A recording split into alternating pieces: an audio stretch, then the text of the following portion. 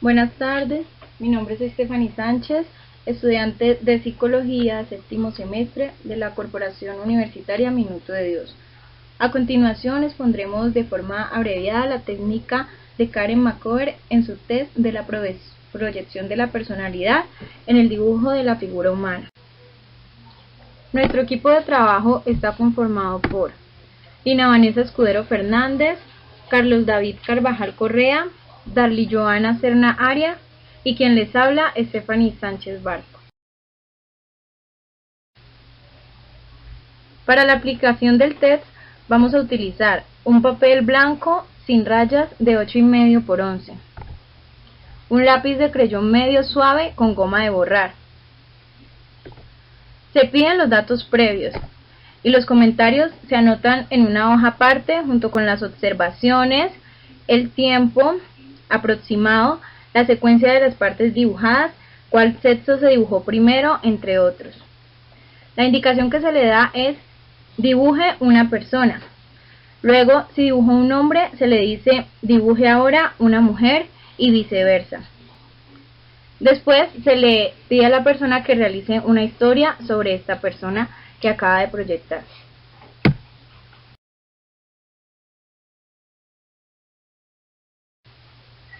Bueno, ya vimos lo necesario, lo básico para la aplicación de la prueba. Ahora vamos a hablar acerca de la interpretación. Lo que cada cual dibuja está íntimamente relacionado con sus impulsos, con sus ansiedades, con sus conflictos y con sus compensaciones características de la personalidad. Cada persona proyecta entonces a través del dibujo su propio pensamiento sobre los hechos y las cosas, y en lo que dice y hace, los recuerdos y las experiencias vividas, sus deseos, sus temores, sus sentimientos de agrado o desagrados, su estado de ánimo alegre o deprimido, la confianza que le ofrece su propio cuerpo y su autoimagen, es decir, la imagen que tiene de sí mismo. Cada detalle del dibujo se puede analizar y este análisis nos revela características psicológicas de la persona que dibuja. Si pedimos, por ejemplo, a un niño que dibuje a una persona o a su familia, es probable que al hacerlo deje la huella de muchos de sus problemas profundos, de sus vivencias afectivas relacionadas con sus contactos familiares y sociales y con la imagen de su propio cuerpo.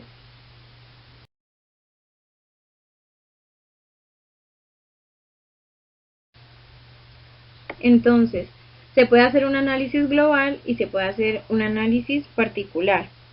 En el análisis global lo que vamos a mirar es toda la interpretación de la figura humana. Y en el análisis particular lo que vamos a mirar es cada parte como tal y lo que esto aporta a nuestro análisis. Generalmente lo primero que se dibuja en los dibujos de figura humana es la cabeza. Quizás es porque es la más importante y la más visible en cada persona y lo que socialmente representa mejor la personalidad del individuo. Esta usualmente recibe énfasis en dibujos de neuróticos, deprimidos o inadaptados sociales. La cabeza también es el centro de poder intelectual, de dominio social y de control de impulsos. Y está relacionada consistentemente con las relaciones sociales. Vamos a mencionar varios tipos de dibujo en cuanto a la cabeza. Tenemos cabeza grande con rasgos de la cara excesivamente acentuados en comparación con el resto del cuerpo. Tenemos también cabeza pequeña en relación con el cuerpo de la figura. Cabeza cortada por el borde de la hoja. En esta se puede reflejar una conducta más o menos impulsiva que hace vivir al sujeto fuera de sus límites correctos en cuanto a convivencia y al respeto. También tenemos la cabeza dibujada después de haber hecho el cuerpo. Este es un indicador de la carencia del control de los impulsos y de la acción. También tenemos la cabeza simplemente representada por un círculo o un óvalo. También hacer las cabezas alargadas significa que tiene ansia o avidez de aceptación, de ayuda, de empatía. Se evidencia también una dependencia hacia los padres y este signo se da con frecuencia en los niños. También podemos hablar acerca de las cabezas con formas extrañas. Por ejemplo, tenemos el obsesivo compulsivo, quien frecuentemente da una presentación parecida a la del mono y considera así a la cabeza como el órgano causante de su conflicto. También los que padecen de pronto alguna enfermedad orgánica cerebral suelen hacer cabezas desproporcionalmente grandes. Igual los que han sido sometidos de pronto a operaciones o los que han estado preocupados por dolores de cabeza o alguna otra sensibilidad especial en la cabeza. Este tipo de cabeza se ve frecuentemente en jóvenes frustrados intelectualmente, deficientes mentales, en el paranoide, en el narcisista, en el vanidoso. También podemos ver que la cabeza grande es dibujada o se le concede a la figura que representa la mayor autoridad social o intelectual. Los niños con poca edad son los que más dibujan cabezas grandes y el cuerpo lo hacen muy pequeño. La cabeza del adulto es el órgano más importante en relación a la seguridad emocional del niño. Y los niños varones fijados en su madre dibujan la figura femenina con una cabeza grande. Continuamos ahora con los rasgos de la cara. Esta es la parte más expresiva del cuerpo y es el centro más importante en lo que refiere a la comunicación. En los rasgos de la cara podemos ver representada los rasgos sociales del dibujo como tal. Junto con la cabeza, esta resulta ser la parte mejor hecha en el dibujo. El sujeto deliberadamente omite rasgos faciales, mostrando una delineación cuidadosa y agresiva del contorno y detalle de otras partes de la figura. Podemos interpretar entonces que es un individuo evasivo en cuanto al carácter de sus relaciones interpersonales. También de pronto está caracterizado en cuanto a lo que es la superficialidad, la cautela y la hostilidad. Sujetos normales también han sido observados con omisión de rasgos faciales. En los sujetos tímidos y hundidizos encontramos que oscurecen significativamente los rasgos faciales, mientras trazan con fuerza el contorno de la cabeza. Esto nos refleja la importancia en cuanto al propio yo y una fuerte tendencia a la participación social, pero reprimida en este caso. Quienes dan un énfasis exagerado y marcada acentuación en los rasgos faciales de los sujetos son quienes se han compensado con una deficiente estimación de sí mismos, por una imagen propia de un individuo agresivo y socialmente dominante. Esto es observado cuando cuando se realiza el dibujo con un trazado de perfil y se combina con una línea oscura a través del balance de la figura. Continuemos ahora con la expresión facial, la cual es una de las partes que se puede juzgar con mayor confianza y también es tomada como una de las principales fuentes de análisis. En los esquizoides vemos con frecuencia que se refleja una preocupación autística y narcisista, pues se encuentra un gran tamaño aortado bloqueando el movimiento que se inclina a reforzar su tendencia a la fantasía. En el movimiento aortado de estas figuras, el impulso de la fantasía al movimiento es fuerte, pero la figura permanece en sí atrapada en el eje de su propio narcisismo y exhibicionismo, resultando en la mayoría de los casos una pose estática, la cual contrasta significativamente con la evidencia del movimiento interno. Las líneas más frecuentemente indicadas se hallan en el área del plegamiento nasolabial y en la frente.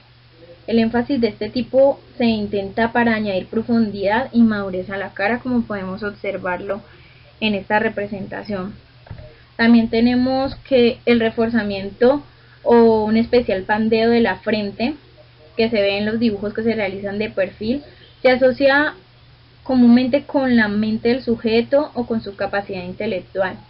Ese marcado pandeo occipital que se observa algunas veces en esos dibujos puede tener un significado también similar. Hablemos ahora acerca de la boca. El énfasis en la proyección de la boca se expresa por omisión, por refuerzo, por tamaño especial, por alguna forma en especial, por un sombreado, por una borradura o por un desplazamiento. La boca la podemos relacionar como una fuente de satisfacción sensual y erótica. El énfasis oral se ve más que todo en los dibujos de los niños, de los individuos primitivos, de los alcohólicos y de los deprimidos. El énfasis excesivo en la proyección de la boca se halla ligado al capricho de los alimentos y a los síntomas gástricos, al lenguaje indecente y a los arranques, por ejemplo, de mal humor. Diferentes tipos de boca que podemos ver. Empecemos con la boca detallada con los dientes a la vista o con los dientes afuera o con la boca o en una actitud de morder. Esta se debe interpretar como la expresión de una agresividad destructiva, la cual puede ir desde una simple tendencia a ofender, a insultar o a injuriar, hasta la agresión física que el niño determine. También podemos ver que en ocasiones se dibuja la lengua hacia afuera, intensificando en este caso la oralidad en un nivel más primitivo. Esto también puede añadir una señal erótica. Vemos también la boca cóncava u oralmente receptiva. Este tipo de boca se encuentra en personas dependientes y más que todo pasivos, y es la más común en los niños también. Miremos ahora la boca que es dibujada con una gruesa línea, o quizás esa línea también en ocasiones se encuentra entrecortada. Esta boca significa una regresión. También podemos representar que significa firmeza, combatividad, energía, decisión para poner en marcha las propias ideas, los deseos y los proyectos, y también se refleja en los individuos que se caracterizan por la independencia y por el liderazgo. En otros casos también tenemos la línea simple de una boca que se dibuja más que todo en los dibujos de perfil, que se observa más que todo en los dibujos de perfil, y que tienen una marcada expresión de tensión, como si estuviera cerrando la boca apretadamente contra algo. También tenemos la línea amplia, tornada hacia arriba, de una boca dando como el efecto de un payaso que hace muecas, y esto se puede observar frecuentemente en los dibujos de muchachos y en otras representaciones infantiles de la figura humana. Eso se ha interpretado como un refuerzo por ganar la aprobación o un afecto inapropiado, dependiendo del significado de otros aspectos del dibujo. En ocasiones los asmáticos pueden también omitir la boca.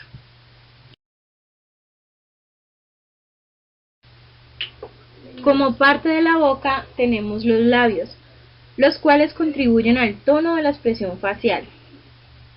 Cuando se evidencian labios gruesos en la figura masculina, podemos considerar que esto es un signo de afeminamiento y que aparecen también en muchachas sexualmente precoces. También aparecen con frecuencia otros rasgos que pueden reflejar intereses narcisistas o femeninos. Los labios que se caracterizan por una pajilla o por un cigarrillo entre los dientes han aparecido más que todo en dibujos de individuos que tienen una historia de erotismo oral en sus relaciones sexuales. La más cruda y específica concentración erótica sobre los labios o la boca se observa en los dibujos de individuos con gran falta de madurez. Además, sus dibujos en sí mismos son crudos. El énfasis erótico anal es usualmente indicado por la inclusión de un llamativo cigarrillo o cosa similar en la boca.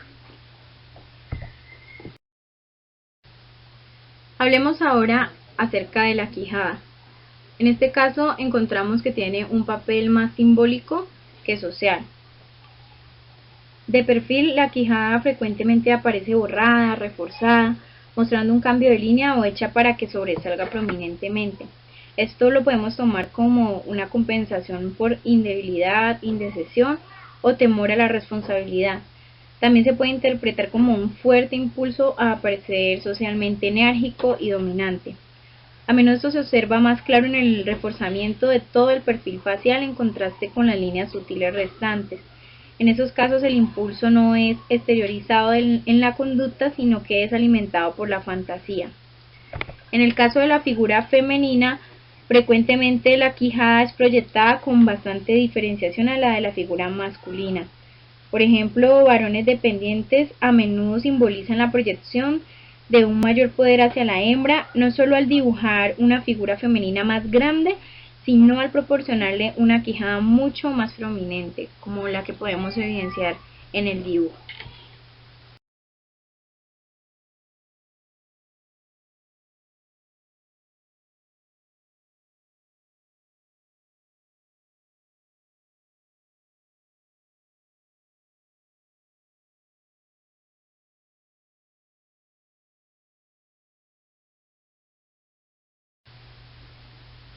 Hola, buenas tardes. Yo soy Carlos David Carvajal y siguiendo pues como con el tema que está estableciendo mi compañera, voy a seguir especificando algunos aspectos que están en relación con la parte de la cabeza, donde el análisis y la interpretación de los mismos también nos pueden pues arrojar algunos elementos importantes. Como primera instancia hablaremos entonces de los ojos, teniendo en cuenta que son una parte considerable y muy importante en todo lo que tiene que ver la función de la comunicación social en los seres humanos. No porque sí se dice que los ojos son el espejo del alma, de acuerdo a la forma en como el individuo dibuje los ojos en el test de la figura humana, entonces también podemos ir recogiendo algunos aspectos o algunos elementos particulares para poder interpretar su conducta o su personalidad. Cuando nos encontramos con unos ojos grandes u oscuros, entonces podemos percibir que denota una actitud amenazante, una actitud de persecución. Cuando encontramos que tenemos ojos, por ejemplo, cerrados o muy pequeños, estos evidencian desconfianza y una actitud muy defensiva. Generalmente las personas que dibujan este tipo de ojos tienen tendencias muy individualistas, una función a pensar de una manera muy introvertida y son muy preocupados por la seguridad y por el deseo de independencia. No conectan suficientemente con su entorno, sus relaciones interpersonales tienden a ser difíciles. Cuando identificamos ojos viscos o estrabismo, efectivamente lo que nos muestra es una postura de oposición, de rebeldía o de indisciplina.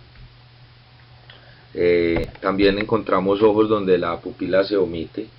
Allí es importante tener en cuenta que cuando se dibujan este tipo de imágenes, este tipo de ojos, parece indicar que el sujeto se limita a contemplar las cosas sin emplear los ojos, solo un sentido crítico o como un elemento de discriminación objetivo. Se podría entender como una vaga percepción del mundo. Cuando nos encontramos ojos dibujados sin órbita ocular, la tendencia a omitir las órbitas, según Karen McCover, y hay otros autores incluso que delimitan lo mismo, refiere a una percepción limitada, una percepción parcial, incompleta, en cuanto a los puntos de vista y las cuestiones de características egocéntricas. Bien, ahora hablemos de las cejas. Si estas son muy lineales, denotan un individuo con un alto nivel de objetividad y un pensamiento claro. Si las cejas son muy curvas, hay un alto nivel de sociabilidad, de amabilidad, de relaciones interpersonales, de interacción adecuada.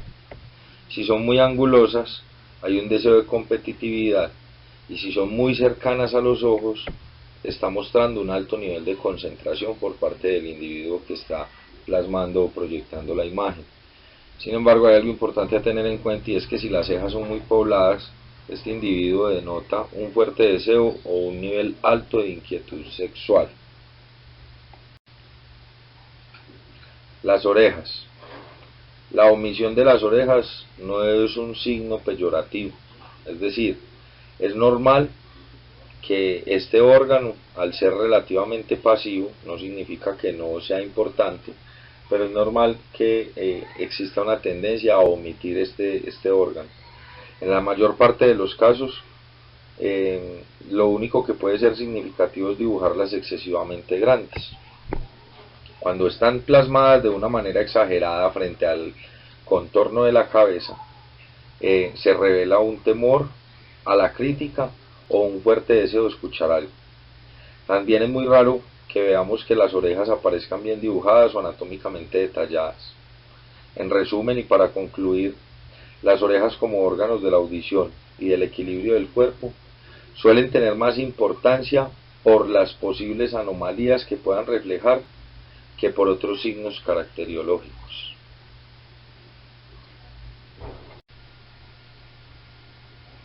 Cuando estamos interpretando el dibujo de la figura humana, también es importante prestarle atención a detalles como el cabello. Tanto en un sexo como el otro, su exageración es un síntoma interesante a analizar. Suele normalmente aparecer en la edad crítica o en la pubertad, cuando surgen los primeros impulsos sexuales. También suele coincidir este signo en los niños pequeños con una sexualidad precoz. El dibujo del cabello permite sacar alguna conclusión relacionada con la sexualidad, sea con el nivel de virilidad en el caso de los niños o de los varones, o sea con el nivel atractivo que la mujer desea tener. De una manera general, el pelo o el cabello es signo de masculinidad en el hombre y signo de atractivo y coquetería en la mujer, por lo cual la aparición, por ejemplo, en niños hacia los 5 o 6 años, también nos indica su deseo de identificación sexual con su padre o con su madre como figuras representativas en ese momento. Mi nombre es Joana Serna y continuando con las partes del cuerpo, ya venían mis compañeros, les voy a hablar de la nuez de Adán, que es una parte que no aparece usualmente en las figuras y cuando aparece es en las figuras creadas por los adolescentes. Aparece como una expresión de una fuerte virilidad o impulso de masculinidad. El interés especial en la nuez de Adán ha sido relacionado con los sentidos sexualmente débiles y que se hayan confundidos acerca de su propio papel sexual. Inconscientemente es por regular un símbolo de masculinidad, o más bien lo utilizan como compensación de la misma masculinidad. Bueno, seguimos con los rasgos de contacto. Los individuos que por causa de enfermedades físicas y mentales se encuentran limitados en sus movimientos o contactos con el mundo exterior tienden a dibujar figuras vacías, vegetativas, agresivas y algunas veces hasta tontas, reduciendo la imagen de la personalidad a lo más crudo y esencial. En general, pueden decirse que el movimiento como expresión de fantasías tienden a disminuir con la edad. Los niños y jóvenes muestran más movimiento y tienden a la proyección de estereotipos socioeróticos. Tienen más fantasías. El movimiento abortado y frío, donde la intención hacia el movimiento está clara, más las figuras se hallan atrapadas en sí mismas, caen dentro del grupo de dibujos débiles de contacto con el exterior o con el medio que los rodea.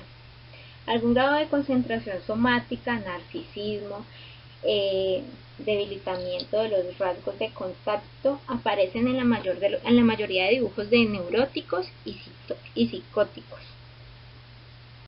Continuamos con los brazos y con las manos. Las manos es el rasgo más comúnmente omitido en la figura del cuerpo humano. Si las manos son oscurecidas, indican falta de confianza en los contactos sociales y en la propia productividad. Si las manos aparecen un poco sombreadas, sugieren culpabilidad con relación a impulsos agresivos y actividades onanistas. Las manos se las pueden colocar en la espalda y eso es una forma evasiva y se ve mucho en jóvenes que aspiran a fascinar y que les da pena porque se comen las uñas. También pueden hacerse dibujos o figuras donde las manos se colocan en los bolsillos. Se ven en delincuentes o en jóvenes varones psicópatas y que muestran evasión. A ver, el tamaño de las manos puede ser excesivamente grande y se hacen en compensación por debilidad o reacción contra algún uso indebido de las mismas. Los brazos pueden dibujarse en dimensiones sencillas o por el contrario pueden aparecer pueden parecer frágiles o consumidos, indicando deficiencia, debilidad, ya como una realidad física o como una reacción psíquica. También cuando vemos la omisión de estos brazos no se debe tomar como algo normal. Esto no es un descuido casual, así que se debe estar atento al por qué la persona omitió las manos. Y por último, cuando la persona dibuja las manos muy largas, puede ser porque el individuo está preocupado o tiene algunas prácticas onanistas.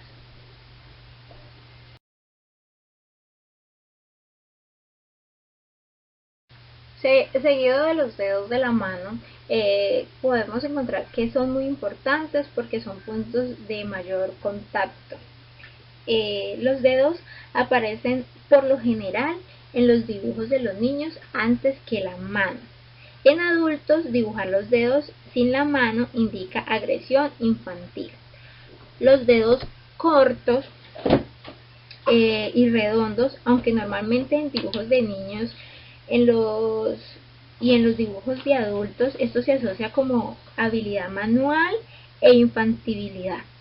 Si estos dedos son severamente sombreados o forzados, se consideran como indicadores de culpabilidad, principalmente referida al robo y a la masturbación. Los dedos en forma de lanza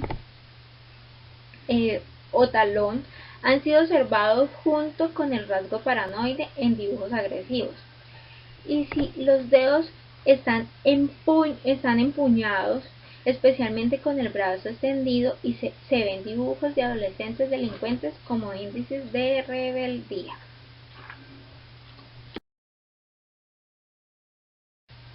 Bueno, continúo con las piernas y los pies. En los dibujos de individuos con trastornos en el desarrollo en la edad senil se observan cuerpos grandes con piernas muy pequeñas. Esto es como expresión de un sentimiento de declinación o de deficiencia. En los dibujos de los hombres adultos con evidencias de trastornos sexuales, el hecho de producir algún sombreado de las piernas o delineamiento de las mismas, generalmente en 2 dimensiones a través de pantalones transparentes, sugiere la posibilidad de temor homosexual. En dibujos de mujeres, estas tienden a dibujar pies pequeños con las piernas muy largas, y los hombres tienden a dibujar pies grandes con piernas un poco más pequeñas, sobre todo los mayores de 35 años, quienes también dibujan una nariz muy larga. El pie también puede estar referido a la seguridad personal, caminar en medio del ambiente, y el pie parece asimismo poseer implicaciones agresivas que parten de su función de impulsar y conducir el cuerpo hacia adelante.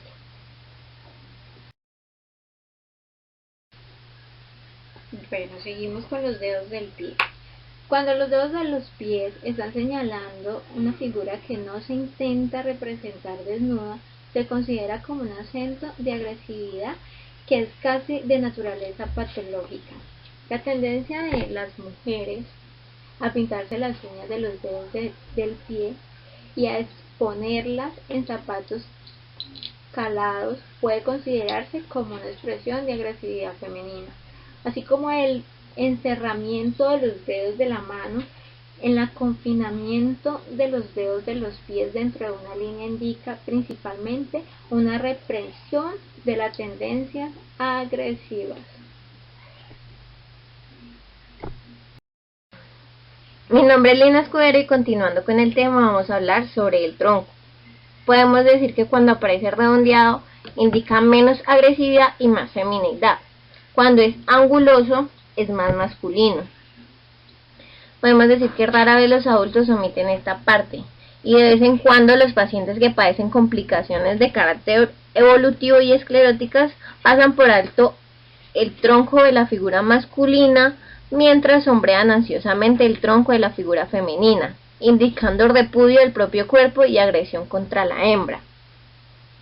El tronco realizado simplemente como la parte superior de dos líneas paralelas en continuidad ininterrumpida de la cabeza a los pies caracteriza a individuos regresivos, primitivos y desorganizados. Los que se muestran reacios a cerrar la parte inferior dan un indicio de preocupación sexual. O cerrar la parte inferior con una línea algo separada indica trastorno alrededor de esta área. El cuerpo, especialmente delgado del mismo sexo, resulta indicativo de descontento con el propio cuerpo. También aparece como compensación un desagradable redondeo de la figura. Un doble o confuso contorno del cuerpo, especialmente dibujos de mujeres con fantasías de hechizar a los hombres, a menudo destaca la preocupación por el peso. Los senos. Los varones emocional y psicosexualmente inmaduros dibujan senos sombreados o bordados. A veces se evita el dibujo de esta zona, supliéndolo por bolsillos en el área del pecho. El busto acentuado y las caderas desarrolladas representan a la madre productiva y dominante.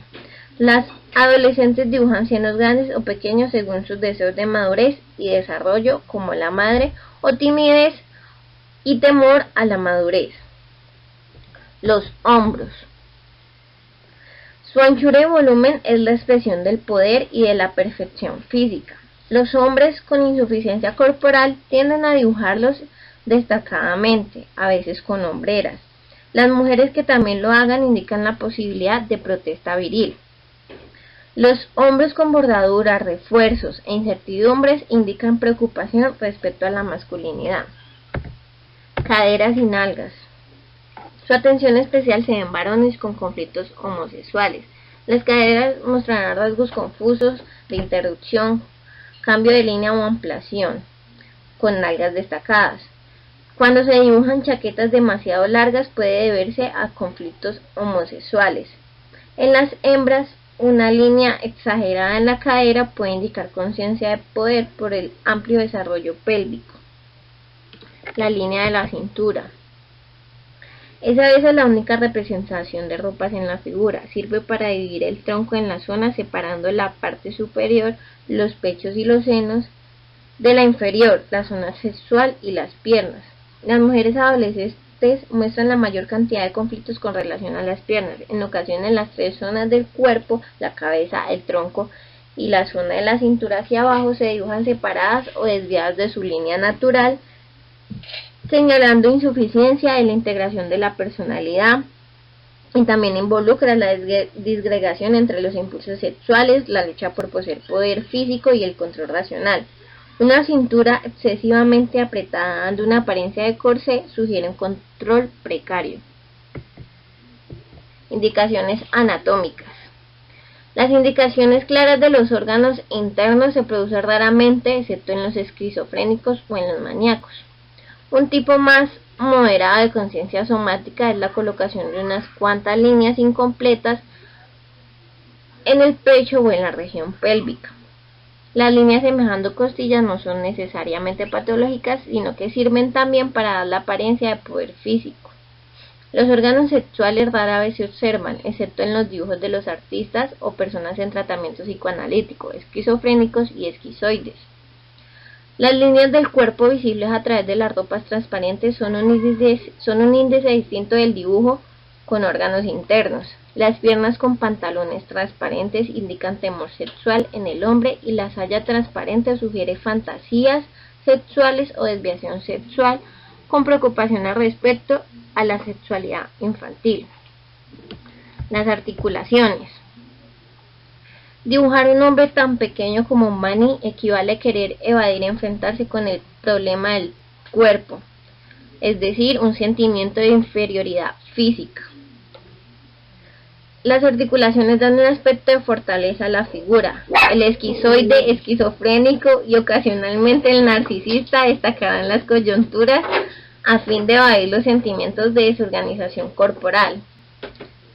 Estas muestran indicios de dependencia maternal e inmadurez psicosexual y están acompañados con el dibujo de una hembra que resulta más agresiva y más dominante.